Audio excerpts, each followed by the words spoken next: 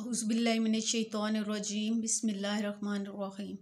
अज़ीज़ तलबा अस्सलामु अलैकुम। उम्मीद है आप सब लोग खैरियत से होंगे। अल्लाह पाक आपको ज़िंदगी के हर मैदान में कामयाब करे और आपको अपने घरों में खुश और आबाद रखे, आमीन। आज हम जो आपकी नज़्म है नफ़ीर अमल, इसकी तशरीह करेंगे। नफ़ीर का मतलब होता है आवाज़, नफ़ीर अमल, अमल की आवाज़। इस नज़्म के जो शायर हैं वो मजीद अमजद हैं। जैसे कि हम किसी भी नज़्म की जब तशरीह करने लगते हैं तो सबसे पहले हमें उसका मरकज़ी ख्याल देखना चाहिए कि शायर ने इसमें क्या बताया है। तो इस नज़्म का पहले हम मरकज़ी ख्याल देखते हैं कि शायर इसमें कहते हैं कि ए वतन के नौजवानों, हमें तकदीर और ज़माने का गिला शिकवा करने के बजाय अमली इक़दाम करने चाहिए। अपने हालात और किस्मत को बदलने के लिए खलूस और मेहनत से काम करना चाहिए और किसी से खौफज़दा नहीं होना चाहिए। हमें आलमी ताकतों की शान व शौकत से मरूब नहीं होना चाहिए। यानी कि हमें जो है किसी से भी शिकवा शिकायत करने के बजाय अमली कदम उठाने चाहिए। अब हम पहले बंद नंबर 1 के अशार देखते हैं, उसके बाद उसके मुश्किल अल्फाज के मानी और मफ़हूम। आओ कब तक गिले शोमिये तकदीर करें, कब तलक मातम तक नाकामी तकदीर करें, कब तलक शेवन जोर फलक पीर करें, कब तलक शिकवा बेमेरी अयाम करें, नौजवानाने वतन आओ कोई काम करें। इसके हम मुश्किल अल्फाज के मानी देखते हैं। गिला क्या होता है? शिकवा शिकायत। शोमई की तकदीर यानी बदनसीबी बदकिस्मती। कब तलक कब तक। मातम रोना धोना गम करना। नाकामी तदबीर तदबीर की नाकामी। शेवन रोना पीटना आहोजारी करना। जौरे फलक आसमान का जुल्म सितम। पीर बूढ़ा या पुराना। शिकवा शिकायत। बेमहरी अयाम ज़माने की बेरुखी बेवफाई। नौजवानाने वतन वतन के नौजवान।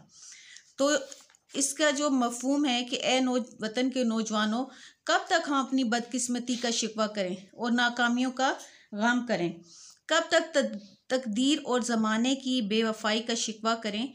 आओ हम गिले शिकवे छोड़कर कोई तामीरी काम करें। यानी इस शेर में जो शायर हैं अपनी कौम के नौजवानों को बेअमली और शिकवा शिकायत छोड़कर जद्दोजहद करने की तरगीब देते हैं। वो कहते हैं कि ऐ मेरे वतन के नौजवानों, कब तक अपनी बदकिस्मती और बदनसीबी का गिला शिकवा करोगे, कब तक अपनी तदबीरों की नाकामी पर आंसू बहाते रहोगे। तो शायर नौजवानों को जो है वो अपने तर्ज अमल को बदलने की तलकीन करता है कि ज़िंदा कौमें अमल करने वाली होती हैं। वो माजी पर आंसू नहीं बहाती बल्कि माजी की गलतियों से सबक हासिल करके अपने हाल और मुस्तकबिल को बदलती हैं। तो शायर दाऊद दहलवी ने कहा था, हवादिस से उलझकर मुस्कुराना मेरी फितरत है, मुझे नाकामियों पर अश्क बरसाना नहीं आता। तो शायर कहता है कि नौजवानों, कब तक अपनी इस बात पर आंसू बहाओगे कि बूढ़े आसमान ने तुम पर बहुत जुल्म सितम ढाए। आसमान शायरी में एक ऐसा आसमान जो है शायरी में एक ऐसे मरकज़ की अलामत है जहाँ से जुल्म सितम वारिद होता है। तो शायर कहते हैं कि कब तक हम ये शिकायत करते रहेंगे कि आसमान हम पर मेहरबान नहीं है, इसकी जानिब से हम पर हमेशा मसाइब आते हैं। कब तक हम ज़माने की बेरहमी और बेवफाई का गिला करते रहेंगे। तो वो कहते हैं कि तकदीर का गिला शिकवा और शिकायत छोड़कर आओ हम मेहनत और जिद्दोजहद को अपना शियार बना लें। हम जिस भी शोबे से ताल्लुक़ रखते हो इसमें आगे बढ़ने की कोशिश करें। हमारी नाकामियाँ जो हैं खुद ब खुद जो हैं कामयाबियों में बदल जाएंगी। तो ज़िंदगी जो है वो नामे जुहद मुसलसल का है, राज जिसने ये पाया वो मसरूर है। तो आप लोग जो हैं हवाले शेर भी लाजमी उसके साथ लिखा करें। अब हम करते हैं बंद नंबर 2। आज बर्बादे ख़ज़ां है चमनिस्ताने वतन, आज महरूम तजल्ली है शबिस्ताने वतन, मरकज़ नालो शेवन है दबिस्ताने वतन, वक्त है चारे दर्द दिल नाकामे वतन, नौजवानाने वतन आओ कोई काम करें। दर्द दिल नाकाम यानी नाकाम दिल के दर्द का इलाज। बर्बादे ख़ज़ां, ख़ज़ां के हाथों तबाह व बर्बाद। चमनिस्ताने वतन, वतन का बाग। महरूम तजल्ली, रोशनी से महरूम। शबिस्ताने वतन, वतन का घर। मरकज़ महवर ठिकाना। नाले शेवन रोना धोना। दबिस्ताने वतन, वतन की तालीमगाह या मकतब।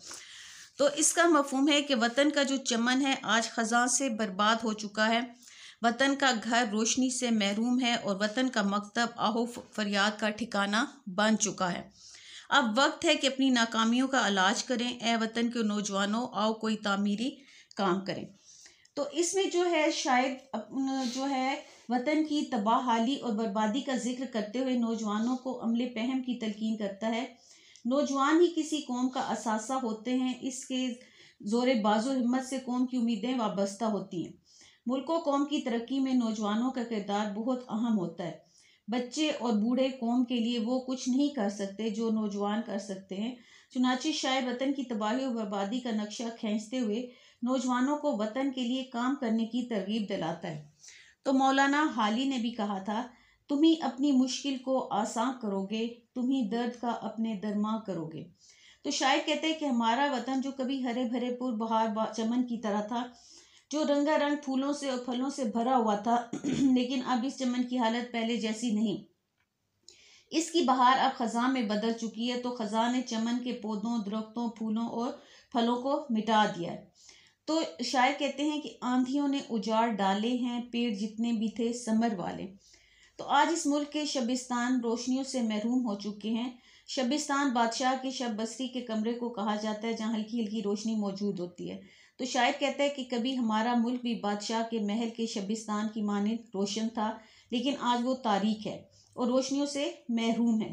तो शायर कहता है कि ए वतन के नौजवानों, यही वक्त है कि नाकाम दिल के दर्द का चारा किया जाए। यही मुनासिब वक्त है कि अपनी नाकामियों और गलतियों से सबक हासिल किया जाए और अपनी तबाही और बर्बादी पर आंसू बहाने और गिला शिकवा करने की बजाय अज़्मो हिम्मत से काम लिया जाए। आओ मुस्तकिल मिजाजी से मेहनत करें और मुल्क व कौम को तबाही और बर्बादी से निकालें। तो ये हवाले शेर जो हैं ये भी आप लोगों देख लें, अभी मैंने पढ़े भी हैं कि तुम ही अपनी मुश्किलों को ये थे नज़्म नफ़ीर अमल के दो बंद के अशार की तशरीह के दो अशार की तशरीह। उम्मीद है आप लोगों को समझ आ गई होगी।